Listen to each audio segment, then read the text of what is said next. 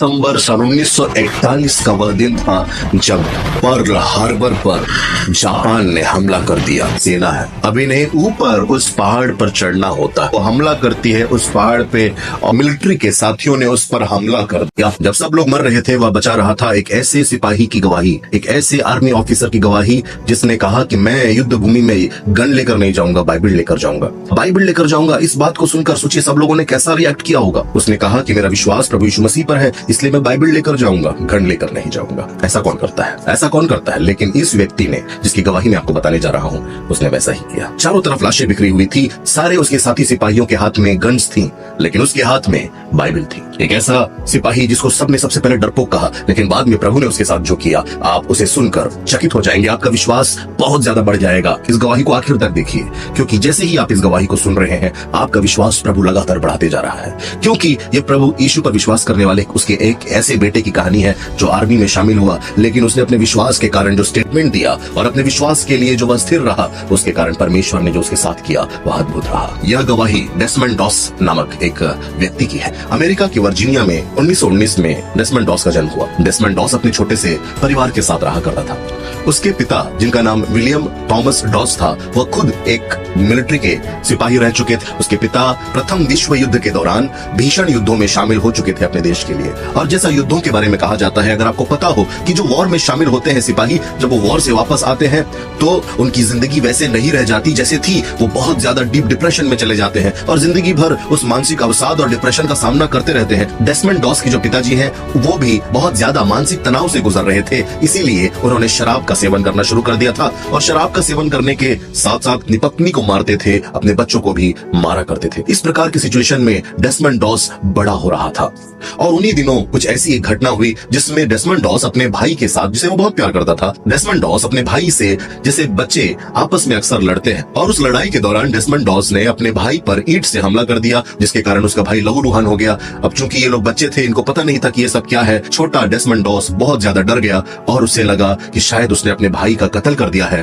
लेकिन प्रभु की दया से उसका भाई तो बच गया था, लेकिन जो छोटा डेसमंड डॉस था उसके दिल में एक गहरी निशानी छूट गई, एक डर सा बैठ गया था कि क्या सच में मैं अपने भाई को मार देता।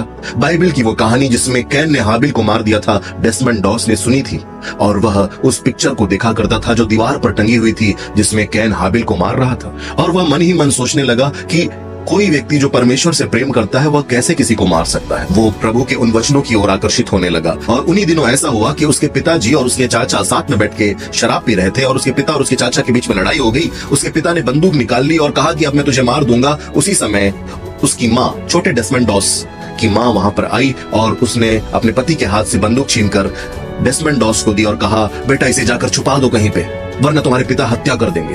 डेसमंड डॉस जल्दी से उस गन को लेकर गया और एक घास फूस के अंदर जाकर उसने छिपा दी। और जब वह वापस आया छिपाने के बाद, तो उसने देखा कि उसके पिता को पुलिस गिरफ्तार करके ले जा रही है। और अपने पिता को ऐसे वीडियो में देखकर उसे लगा कि कितना अच्छा हुआ कि मेरी माँ ने उनके हाथ से वह बंदूक छीन ली, वरना शायद उन्हें और भी कड़ी सजा मिलती। उस दिन से डेसमंड डॉस के मन में यह बात आ चुकी थी कि वह कभी भी गन को हाथ नहीं लगाता, वह कभी भी किसी ऐसे माध्यम का इस्तेमाल नहीं करेगा जिससे हिंसा उपजती है। उसने यह तय किया और परमेश्वर से वायदा किया कि वह कभी हत्या नहीं करेगा, कभी किसी को मारेगा नहीं। अपने बचपन में ही डेसमंड डॉस के अंदर दूसरों को बचाने की बहुत इच्छा थी। कई बार वह कई किलोमीटर दूर जाता था ताकि लोगों को ब्लड डोनेट कर सके और लोगों की जान बचा सके। छोटा डेसमंड डॉस अब धीरे धीरे बड़ा हो रहा था और वह जब पहुंच गया अपनी जवानी के समय में, तब उस समय 7 दिसंबर सन 1941 का वह दिन था जब पर्ल हार्बर पर जापान ने हमला कर दिया। अमेरिका के पर्ल हार्बर पर जापान ने हमला कर दिया और अमेरिका ने घोषणा की कि अब हम शामिल हैं युद्ध में जापान के साथ। और तरह अमेरिका भी कूद पड़ा द्वितीय विश्व युद्ध में। और उस समय राष्ट्र क्योंकि पुकार रहा था सहायता के लिए, जवान डेसमंड डॉस के मन में भी राष्ट्र प्रेम की वह भावना जाग उठी और वह अपने देश के लिए कुछ करना चाहता था और वह मिलिट्री में शामिल होने के लिए चला गया। उस ट्रेनिंग के दौरान उसने बहुत अच्छे से वह ट्रेनिंग कंप्लीट की, लेकिन जब गन उठाने की बारी आई तो उसने अपने अफसर से कहा कि सर, मैं गन नहीं उठा सकता, मैं बंदूक नहीं छू सकता, मैं किसी पर हमला नहीं कर सकता, मैं किसी को मार नहीं सकता। उसके अफसर ने क्रोधित होकर कहा, क्या तुम बेवकूफ हो, क्या तुम मूर्ख हो जो आर्मी में आकर ऐसी बातें कह रहे हो? सेना में आने के बाद कहते हो कि तुम बंदूक नहीं उठाओगे, गन नहीं उठाओगे और तुमको लगता है ये पॉसिबल है। लेकिन वो अपने विश्वास पर अड़ा रहा। बाइबल की उस बात पर कि तू हत्या नहीं करना, परमेश्वर की आज्ञाओं को मानने के लिए बाइबल से उसका जो प्रेम था वो ऐसा अद्भुत था कि वह मिलिट्री के ऑफिसर्स के सामने भी खड़ा होकर कह पा रहा था कि मैं अपने विश्वास से डिग नहीं सकता, मैं मारने पर नहीं पर बचाने पर विश्वास करता हूं, क्योंकि मेरे प्रभु यीशु मसीह ने मुझे यही सिखाया है। ऐसा वह कहने लगा। इस बात से उसके ऑफिसर्स उससे बहुत चिढ़ गए और उसके साथी भी उससे चिढ़ने लगे और उसके साथ में जो लोग रहते थे उसे बहुत ज्यादा परेशान करने लगे, क्योंकि यह घुटनों में बैठकर प्रार्थना किया करता था रात में। इसके साथी जो अन्य मिलिट्री के लोग थे वह लोग उससे बहुत चिढ़ते थे और चाहते थे कि कैसे भी यह आदमी यहां से चला जाए। उसे पागल करार करने के लिए आर्मी के ऑफिसर्स ने साजिश की और उन्होंने चाहा कि इस आदमी को यानी डेस्मंड डॉस को पागल करार कर दिया जाए और इसको आर्मी से भगा दिया जाए। लेकिन वो इतना इंटेलिजेंट था कि हर तरह के मेंटल टेस्ट में वो पास हो गया और बहुत अच्छे नंबरों से पास हो गया। अब आर्मी के ऑफिसर्स इस मामले में कुछ नहीं कर सकते थे, इसलिए उन्होंने उसके साथियों से कहा कि तुम इस पर हमला करना। रात के समय डेस्मंड डॉस के ऊपर उसके ही खुद के तो मिलिट्री के साथियों ने उस पर हमला कर दिया। रात में उसे बहुत बहुत बुरी तरीके से पीटा, उसे लहूलुहान कर दिया, वो खून से लथपथ हो गया। उसे पता था कि उसे किसने मारा, लेकिन उसने किसी का नाम नहीं लिया। उसका साथी उसका मजाक उड़ाते हुए उसके चेहरे पर गुस्सा मारने लगा और गुस्सा मार के कहने लगा कि बता कि तुझे गुस्सा आया क्या? तेरा प्रभु तो कहता है कि क्रोध मत करना, गुस्सा नहीं आ रहा? वह चुपचाप खड़ा रहा और कई बार उसने उसे मारा और उन सब लोगों ने उसे एक तमगा दे दिया था और उन सब लोगों ने कहा कि यह कायर आदमी है, इसलिए बंदूक नहीं उठा रहा है। तू कायर है, तू डरपोक है, तू निकम्मा है, तू कुछ नहीं कर सकता, तू कायर है, इसलिए तू बंदूक नहीं उठा रहा है। ऐसी बात उसके साथी उससे कहने लगे, उसके ऑफिसर्स उससे कहने लगे, सेना के बड़े बड़े अधिकारी डेस्मंड डॉस से कहने लगे, उसके विश्वास के कारण जो बाइबल पर थी, प्रभु पर थी, उससे उसका मजाक उड़ाने लगे, उसे कायर, निकम्मा और तुच्छ कहने लगे। अब आप सोचिए कि एक लड़का जो जवान लड़का है 18-19 साल का, वो मिलिट्री में है, उसके सारे साथी उसे मार रहे हैं, उसके ऑफिसर्स उसे पागल करार देना चाहते हैं, उसे कायर कह रहे हैं सब लोग, लेकिन वो फिर भी अपने विश्वास पर अड़िग रहा कि नहीं, मैं गन नहीं छूंगा, लेकिन मैं अपने देश की सेवा करना चाहता हूं। अब सब सोचने लगे ऐसा कैसे हो सकता है, इसलिए सेना के अफसरों ने फैसला किया कि हम इसका कोर्ट मार्शल कर देंगे। सेना का एक बहुत बड़ा अधिकारी वहां पर आया और उसने डेस्मंड डॉस से कहा कि डेस्मंड, मैं चाहता हूं कि तुम इस गन को उठाओ। डेस्मंड डॉस ने कहा, नहीं सर, मैं नहीं उठा सकता। डेस्मंड, इस गन को उठाओ, ये मेरा आदेश है और सेना में आदेश मानना पड़ता है। उसने कहा कि मेरे प्रभु का आदेश मेरे लिए सर्वोपरि है, मैं इस गन को नहीं छू सकता, मैं इस गन को नहीं उठा सकता। उस अफसर ने कहा, तो अब कोर्ट मार्शल की तैयारी हो, अब तुम्हें कोर्ट मार्शल का सामना करना पड़ेगा। और उसी समय जापान और अमेरिका का युद्ध भी प्रारंभ हो गया। डेस्मंड डॉस अपने देश की सेवा करना चाहता था, वह चाहता था और उसका यह कहना था कि मैं सेना के साथ जाऊंगा, लेकिन एक मेडिकल ऑफिसर के तौर पे जाऊंगा, वहां पर उनकी मरहम पट्टी करने जाऊंगा, मैं उन्हें बचाऊंगा, लेकिन गन नहीं रख सकूंगा। क्योंकि ऐसी चीज, ऐसी बात पहली बार अमेरिका की सेना में हो रही थी, इसलिए सब हतप्रभ थे, सब यह सोचने पर मजबूर हो गए थे कि आखिर कैसे हो सकता है, कैसे करेंगे। इसलिए कोर्ट मार्शल के अलावा कोई रास्ता नहीं था। उसका कोर्ट मार्शल करने की तैयारी चल रही थी, युद्ध शुरू हो चुका था, उसके साथियों को युद्ध भूमि में भेज रहे थे, लेकिन डेस्मंड डॉस को जेल में रख दिया गया, जेल में डाल दिया गया और जेल में वह प्रभु के सामने रोने लगा। अगले दिन उसकी मंगेतर, जिसके साथ उसकी मंगनी हुई थी, वह मंगेतर उसके पास आई और उससे कहने लगी कि तुम क्यों इतना बाइबल को लेकर गंभीर हो, एक बार गन उठा लो, क्या हो जाएगा, तुम क्यों इतना जिद कर रहे हो, आखिर इस बाइबल में ऐसी क्या खास बात है। उसने कहा कि नहीं, मैं गन नहीं छू सकता। उसकी मंगेतर ने कहा, ठीक है, गन छू लो, गोली मत चलाना, किसी को मारना मत, लेकिन गन पकड़ तो लो। उसने कहा कि नहीं, मैं गन नहीं छू सकता, मैं गन नहीं पकड़ूंगा, क्योंकि बाइबल इस बारे में साफ मना कर। वह कहने लगा कि मैं अपने प्रभु यीशु मसीह को जब देखता हूँ युद्ध भूमि में, तो बंदूक लेकर दूसरों को मारते हुए नहीं देख पाता। मुझे लगता है कि अगर प्रभु यीशु मसीह आज इस युद्ध भूमि में होंगे तो वह लोगों को बचाने का काम करेंगे, मारने का नहीं। तो मैं प्रभु का शिष्य होकर ऐसा कैसे कर सकता हूँ कि मैं बंदूक लेकर लोगों को मारूं, मैं बचाने का काम कर सकता हूँ। उसकी मंगेतर वहां से उठकर चली गई। उसकी मंगेतर ने उस डेस्मंड डॉस के माता पिता को यह बात बताई। डेस्मंड डॉस के पिता, जो कि आर्मी में एक ऑफिसर रह चुके थे और प्रथम विश्व युद्ध में अमेरिका की ओर से लड़े भी थे, इसलिए वह अपने एक पूर्व साथी के पास गए, जो कि उस समय जब डेस्मंड को जेल में डाला गया था, अमेरिका के आर्मी का one of the chief leader था। डेस्मंड डॉस का पिता उस अमेरिका के आर्मी के टॉप लीडर के पास, टॉप ऑफिसर के पास पहुंचता है, उस दोस्ती का वास्ता देकर कहता है, मैं चाहता हूं कि तुम मेरे बेटे के लिए जेल से छोड़े जाने और उसका कोर्ट मार्शल कैंसिल करने के लिए मेरे इस अर्जी पर जो मैं लिख कर लाया हूं, तुम सिग्नेचर कर दो और मैं आपसे रिक्वेस्ट करता हूं कि आप मेरे बेटे डेस्मंड डॉस को युद्ध भूमि में जाने का परमिशन दे, वो भी बिना बंदूक के। उस ऑफिसर ने अपने दोस्त की बात मानी, क्योंकि वो लोग पहले साथ में लड़ चुके थे, इसलिए उसने सिग्नेचर कर दिया। उस अथॉरिटी के सिग्नेचर के साथ वह लेटर लेकर डेस्मंड का पिता डेस्मंड के उस कार्यालय में पहुंचा, जहां पर उसके कोर्ट मार्शल की तैयारी लगभग हो चुकी थी। डेस्मंड वहां खड़ा हुआ था, उसके आर्मी ऑफिसर्स वहां पर सामने उस पर मुकदमा कर रहे थे, उस पर आरोप सिद्ध करके उसे कोर्ट मार्शल करने ही वाले थे। लेकिन उसके पिताजी वहां पहुंच जाते हैं और कहते हैं कि मेरे पास एक ऐसा लेटर है जो कि आपके टॉप ऑफिसर ने सिग्नेचर करके दिया। इसलिए वहां के जो ऑफिसर्स होते हैं वो मजबूर हो जाते हैं कि हम डेसमंड का कोर्ट मार्शल नहीं कर सकते और अब हम मजबूर हैं कि डेसमंड को युद्ध भूमि में भेजा जाए, वो भी बिना बंदूक के। अब वक्त आता है कि डेसमंड डॉस अपने साथियों के साथ, वो साथी जो उसको डरपोक, कायर और निकम्मा कह रहे थे, उनके साथ पहुंचता है बैटल ग्राउंड में। जब वह वहां पहुंचता है तो देखता है कि चारों तरफ लाशें बिखरी हुई हैं, कुछ लाशों को चूहे और कीड़े खा रहे हैं। इस विभत्स और डरावने दृश्य को देखकर वह और उसके सारे साथी डर जाते हैं, लेकिन फिर भी अब युद्ध तो करना है, आगे बढ़ना है, आगे बढ़ते जाते हैं और वह पहुंच जाते हैं खड़ी पहाड़ी के नीचे, जहां पर एक खड़ी चढ़ाई है और ऊपर पहाड़ पर दुश्मन की सेना है। अब इन्हें ऊपर उस पहाड़ पर चढ़ना होता है। अमेरिका की जो वायु सेना है, जो एयर फोर्स है, वो हमला करती है उस पहाड़ पे और जिसके कारण जितने भी दुश्मन, जापान की सेना के जो दुश्मन सेना है अमेरिका की, वो अपने बंकरों में जाकर छिप जाते हैं और मौके का फायदा उठाकर ये सारे लोग ऊपर चढ़ने लगते हैं। और इस रिज में जिसमें वो चढ़ रहे थे, जिस पहाड़ी में वो चढ़ रहे थे, उसे हेक्सा रिज कहा जाता है। और ये जब ऊपर पहुंचते हैं तो देखते हैं कि चारों तरफ आग और धुआं है। दुश्मन तो बंकरों में छुपा हुआ है, आग ही आग है, धुआं ही धुआं है, लाशें ही लाशें हैं। किसी के पांव नहीं है, किसी के हाथ नहीं है, किसी का आधा शरीर नहीं है। इस तरह की भीषण युद्ध भूमि में वह पहुंच गया था डेसमंड और उसके साथी बंदूक चलाना शुरू करते हैं, लेकिन इसके पास बंदूक नहीं थी। डेसमंड के पास थी बाइबल थी उसके पास। वह बाइबल को लेकर आगे बढ़ता है और जैसे जैसे उसके साथी घायल होने लगते हैं, वह अपना काम करना शुरू करता है, घायलों का इलाज करना शुरू करता है, उनकी मरहम पट्टी करना शुरू करता है। चारों तरफ से गोलियां चल रही हैं, भीषण युद्ध हो रहा है और लगातार डेसमंड जो है अपने साथियों को बचाते जा रहा है। उसके पास बंदूक नहीं है और उसी समय ऐसा होता है कि उसके साथियों में से एक साथी जिसने डेसमंड को बहुत मारा था उस रात को, वह घायल हो जाता है, उसके दोनों पैर कट जाते हैं और उस समय डेसमंड उसका इलाज करना शुरू करता है। उसी समय एक दूसरा साथी अगर कहता है कि डेसमंड, इस पर अपनी एनर्जी वेस्ट मत करो क्योंकि यह मर जाएगा, लेकिन डेसमंड कहता है नहीं, तुमको कैसे पता ये मर जाएगा, मैं इसे बचाऊंगा, मुझे तो अपनी पूरी कोशिश करनी है बचाने की। पूरी रात डेसमंड घायल लोगों की सेवा करता रहा और अगली सुबह अमेरिका के आर्मी हेडक्वार्टर से यह आदेश आया सैनिकों को, तुरंत उस जगह को छोड़कर नीचे उतर जाओ। सब लोग अपनी जान बचाकर भागने लगे, लेकिन डेसमंड डॉस अपनी जान बचाकर नहीं भाग रहा था।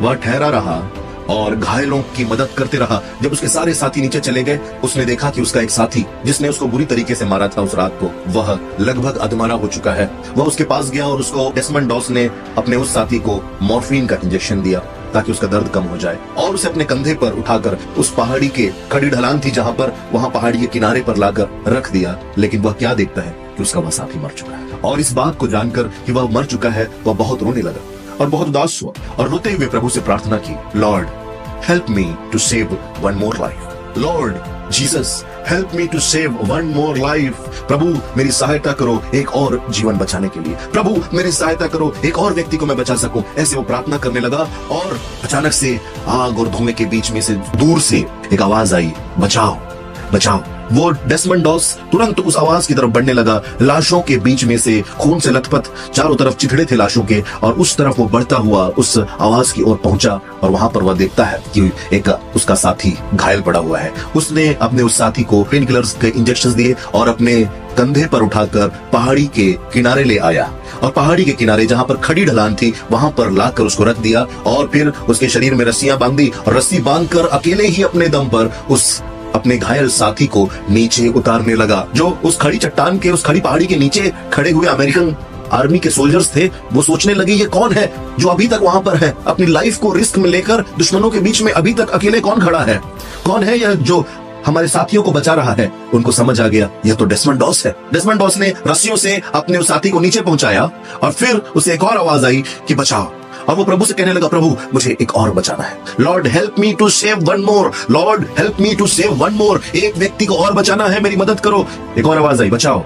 वो पहुंचा उस घायल व्यक्ति के पास, अपने उस घायल साथी की मरहम पट्टी की, उसको फिर से अपने कंधे पर उठाकर लाया, फिर किनारे पहाड़ी के किनारे ले आया और फिर वहां पे रस्सी से बांध के उसको नीचे की ओर भेजने लगा। और अचानक से अमेरिका की जो वायुसेना है वो ऊपर से जापान के उन दुश्मनों पर हमला करने लगती है, दुश्मन सेना पर हमला करने लगती है। फिर से तब दुश्मन की सेना फिर से अपने बंकरों में छुप जाती है और मौके का फायदा उठाकर डेसमंड डॉस फिर से किसी को बचाने के लिए चला जाता है। वह फिर अपने एक साथी को अपने कंधे पर रखकर किनारे तक लाता है और रस्सियों से उसे बांधकर नीचे अपने दूसरे साथियों तक पहुंचा देता है। और यह सब करने में वह बहुत ज्यादा थकने लगा था क्योंकि इसके लिए बहुत ज्यादा ताकत लगती है, लेकिन वह फिर भी प्रभु से प्रार्थना करने लगा, प्रभु एक और व्यक्ति को मैं बचा सकूं, मेरी सहायता कर। तुरंत फिर एक और आवाज आती थी और ऐसा ही होने लगा। लगभग उसने रात भर, रात के अंधेरे में भी अपने साथियों को बचाने का काम किया। वो प्रभु यीशु से लगातार प्रार्थना करते रहा कि प्रभु मेरी सहायता कीजिए, एक और व्यक्ति को मैं बचा सकूं, help me to save one more life, एक जीवन बचा सकूं, प्रभु मैं एक और जीवन बचा सकूं। ऐसा इस एटीट्यूड के साथ जब वो प्रभु से प्रार्थना करता हुआ वह काम करने लगा। रात भर में उसने बहुत परिश्रम किया अपने साथियों को बचाने के लिए। लगभग 75 आर्मी के जवानों को, अपने साथियों को उसने बचा लिया। 75 लोगों को जिनको दूसरे लोग छोड़कर चले गए थे। लेकिन डेसमंड डॉस, जो प्रभु यीशु मसीह पर विश्वास करने वाला एक विश्वासी है, वो अपने विश्वास पर अडिग रहा और प्रभु का वह प्रेम जो उसके हृदय में उमड़ रहा था, उसने उसे मजबूर कर दिया कि मैं यहाँ से अपनी जान बचाकर नहीं भागूंगा, क्योंकि मेरे प्रभु ने अपनी जान देकर हमारी जान बचाई। क्रूस पर प्रभु यीशु मसीह ने खुद कुर्बान होकर हमारी जान बचाई। क्या मैं अपनी जिंदगी कुर्बान करके दूसरों की जिंदगी नहीं बचा सकता?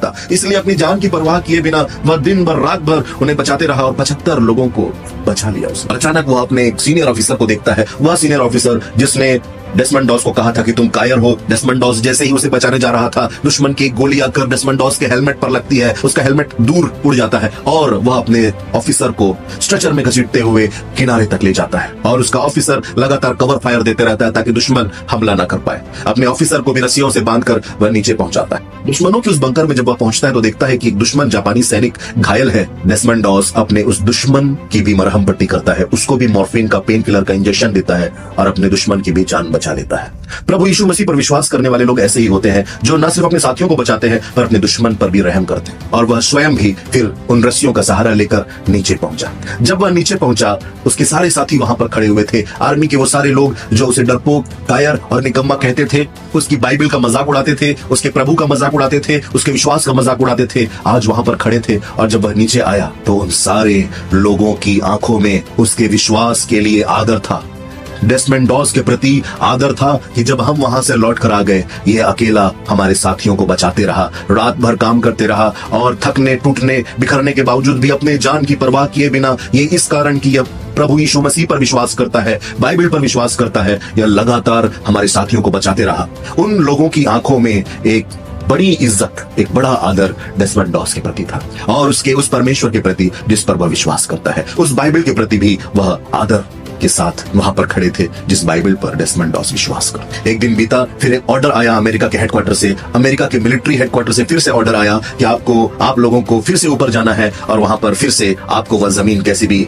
हमारे देश के लिए हथियानी है, दुश्मनों को वहां से खदेड़ना है। तब अमेरिका के आर्मी के वह जवान, उन्होंने अपने अधिकारियों से कहा कि सर, हम डेसमंड डॉस के बिना नहीं जाएंगे, हम डेसमंड डॉस के बिना नहीं जाएंगे, क्योंकि डेसमंड डॉस ही है जिसने सबको बचाया था। अगर वो हमारे साथ रहेगा तो हम अपने अंदर एक आत्मबल और एक आत्मविश्वास पाएंगे। हम जानेंगे कि हम खतरे में नहीं है। हमको लगेगा वहां पर एक व्यक्ति है जो हमारी परवाह करता है, वहां पर एक व्यक्ति है जो हमसे प्यार करता है, वहां पर एक व्यक्ति है जो अपनी जान देकर हमें बचा सकता। उसके जो साथी थे आर्मी के, डेसमंड डॉस के अंदर कहीं ना कहीं प्रभु यीशु मसीह को देखने लगे कि यह बचाने वाला है, ये मारने वाला नहीं। फिर युद्ध भूमि में जाने से पहले सारे साथी वहां पर खड़े थे। डेसमंड डॉस अपनी बाइबल ओपन करता है, बाइबल का एक अध्याय पढ़ता है और प्रार्थना करता है प्रभु से। वो लोग जो पहले बाइबल का मजाक उड़ाते थे, डेसमंड डॉस के विश्वास के कारण, डेसमंड डॉस की उस बहादुरी के कारण जो उसने अपने प्रभु पर विश्वास करके किया है, बाइबल के प्रति और उस प्रार्थना के प्रति और यीशु मसीह के प्रति आदर के साथ वहां पर उसके साथ खड़े होकर वह भी साथ में प्रार्थना कर रहे थे। वो लोग वापस उस युद्ध भूमि में गए और वहां पर डेसमंड डॉस फिर से वही काम करने लगे, अपने साथियों को बचाने लगा, मरहम पट्टी करने लगा।